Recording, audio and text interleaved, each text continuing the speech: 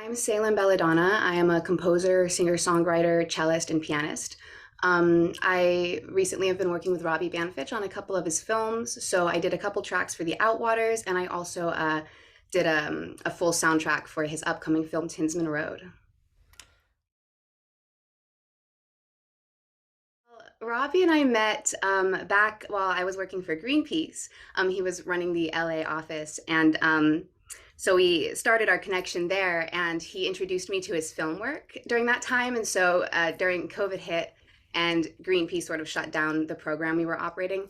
And so after that, basically, we just like kind of switched gears to focusing on the film. And I just fell in love with the work he showed me. He also showed me a couple other films that he hasn't released yet. And he's just such a talent. And I mean, when he asked me to write music for him, I was like, hell yes, I'm not. And honestly, I've always been hugely inspired by the Danny Elfman Tim Burton combo.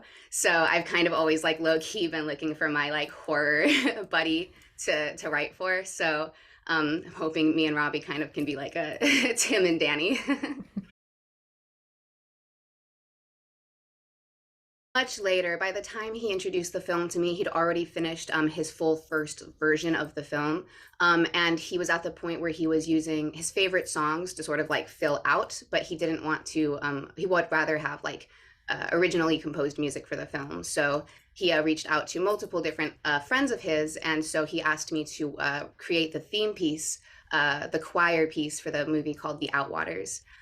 So yeah, it was much later on that he brought me on board.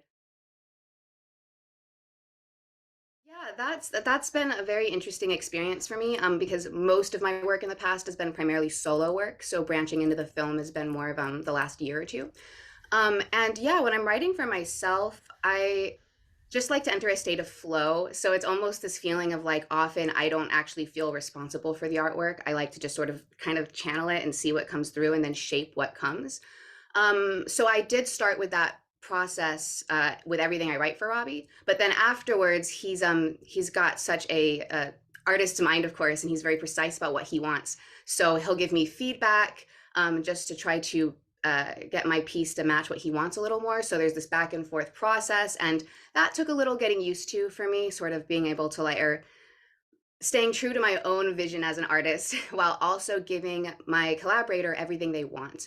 And I actually, it is very different, but it's very creative, sort of like that exercise where like, I don't know if you've seen the like draw a line on a piece of paper, like a squiggle, and then you have to like sort of fill it out and make a picture.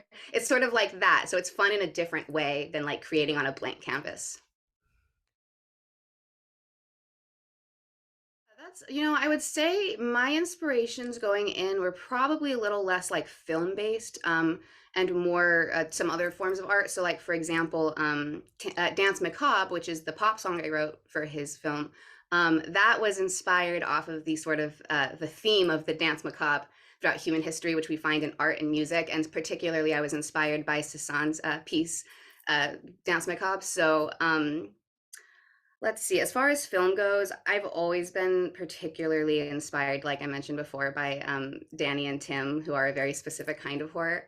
But um, I would say I kind of probably went into it a little less informed on the horror film side.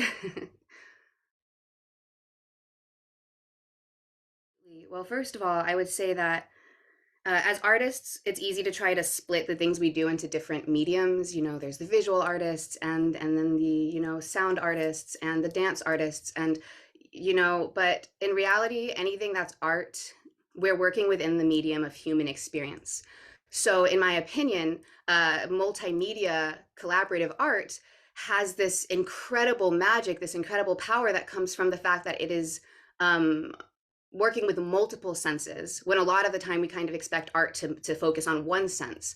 And the funny thing about film soundtracking is if you're doing it well, a lot of people won't notice the soundtrack. And kind of when people do notice the soundtrack, it's to say, oh, I don't like that. That sounds terrible. So it's kind of a funny thing where soundtracking doesn't necessarily get the credit all the time for exactly what you're talking about, that it adds so much to the film, but that's kind of the magic of it. It's almost this like subliminal pulling you in through all of your senses, and you don't even know that's what you're doing.